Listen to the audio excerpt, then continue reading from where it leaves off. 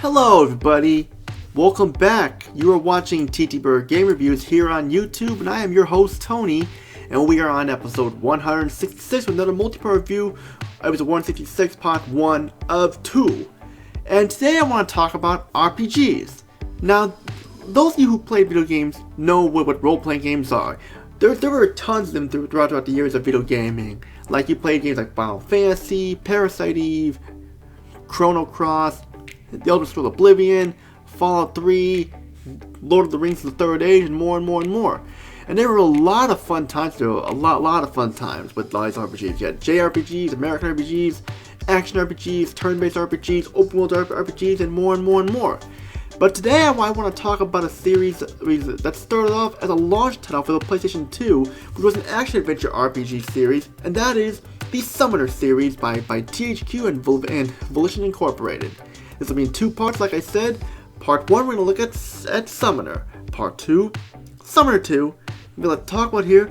Let's get started with our review of Summoner by THQ And Volitoin Inc. On the PlayStation 2, released on October 24th, in the year 2000. It was also released on the PC as well a year later. Now, I will say this here. Summoner is an okay game, but it has aged terribly. Terribly like an old cheeseburger that expired just about a few days ago that you just missed the expiration date, then you have to throw it out on. It's not a terrible game, but still, the problems really show into effect the game. But we will talk about that later. The story puts you in the role of Joseph, who is Joseph of the village of Siran. Joseph is the latest bearer of the mark of the Summoners, and 9 years ago, Joseph met Yago, a traveling monk who gave Joseph his summoner rings. Yago helped Joseph master his summoner skills until one day, a terrible thing happened. A group of raiders attacked Siran, slaughtering the villagers. Joseph summoned a demon sleeping in the summoner rings, and the demon helped destroy the raiders, but it also turned on the villagers, killing them all, except for Joseph and Yago. Joseph, disgusted with what happened, got rid of his rings and told Yago to go away and never trouble him again. Joseph then moved to the village of Masad to start a new life after what happened in Siran. But then a group of masked warriors from the Empire of Orenia attacked and slaughtered the inhabitants. Joseph leaves to find Yago and fulfill his destiny and find the mark of the Summoner. Great story, very deep, but it is lacking at times because it feels like there could be more with the cutscenes like that, because there's not that many cutscenes in the games like that. It's basically like when you're told to text when you talk to characters and like that. I mean, it just could have been more been done with the story. For the game's presentation, is average at best. You have decent graphics, but they do look blocky at times. I mean, like the character models look okay, but when you look at their faces just look hideous on some of the characters. Like they look like marionettes or like a puppet or like deformed sock puppets or something like that, and the mouths just move very weirdly. The backgrounds are good, but some of them are pretty generic looking, and the lighting is pretty dark, and it could look better. And with the backgrounds are big and huge, but a lot of the areas in the backgrounds look similar to one another where you could easily get lost. And the frame rate bogs down at times too when the action gets pretty hot. It still could be worse though, but it could be better. Sound, I gotta say, decent sound for the most part. The voice setting is okay, but sometimes it sounds like it's being phoned in. Like Joseph sounds the best, even though he sounds phoned in at times as well. And characters like Felice and Yago sound good, but they sound phoned in as well. But the music is great. Love the music, fits the RPG action feel to it, so the sound is great there definitely. Gameplay, this is the part of the game that has aged the worst.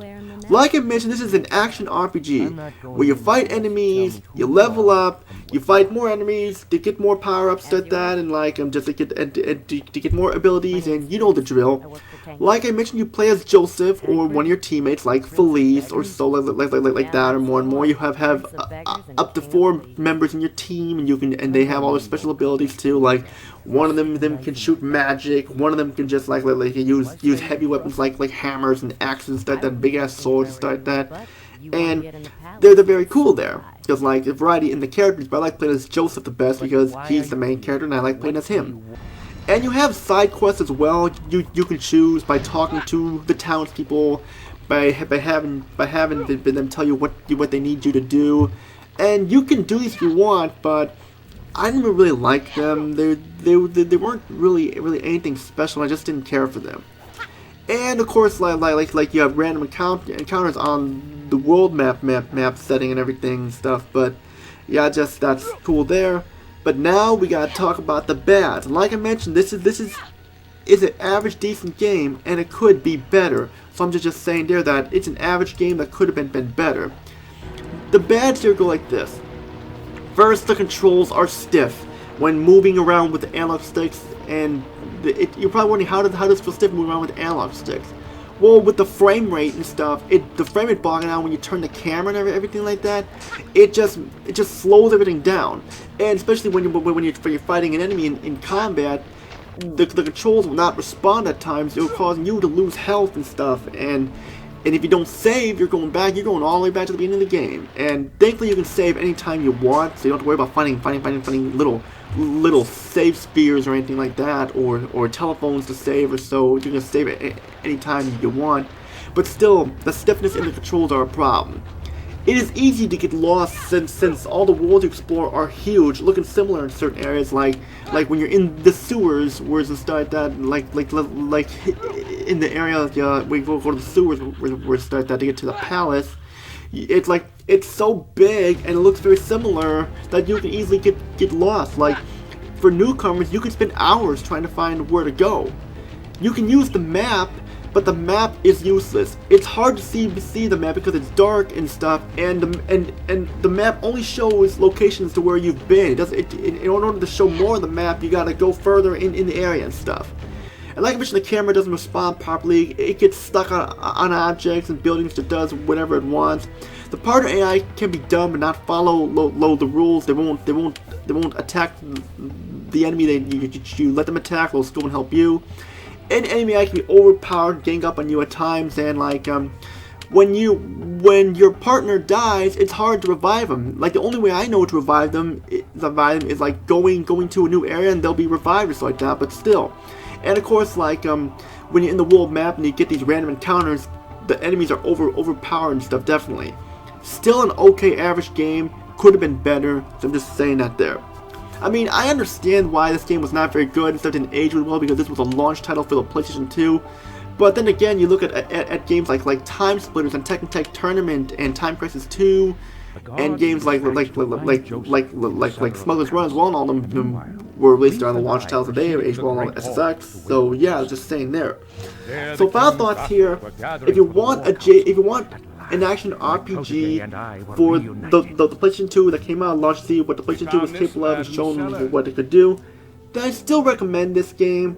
But but I still recommend caution, because there were better games out there than this. Definitely, that's pretty much all I'm going to say there. So yeah, just saying there, just pick it up, but proceed with caution. We're trying to say there. Due to the complaints I have of this game, I'm giving this game Summoner a 6.5 out of 10. It's the best I can give it because of all those problems there, and just, yeah, if you want it, hey, you want some action RPG, hey, awesome, check it out. But if you want some better, then look elsewhere. And that's pretty much it for this episode of TTBurger Game Reviews, episode 166, part 1 of 2. Today for part 2, we're going to look at the sequel, Summoner 2, which has an all-new character, all-new story and setting and everything. And how does this game fare from its predecessor? Find out next. Remember what all I gotta say.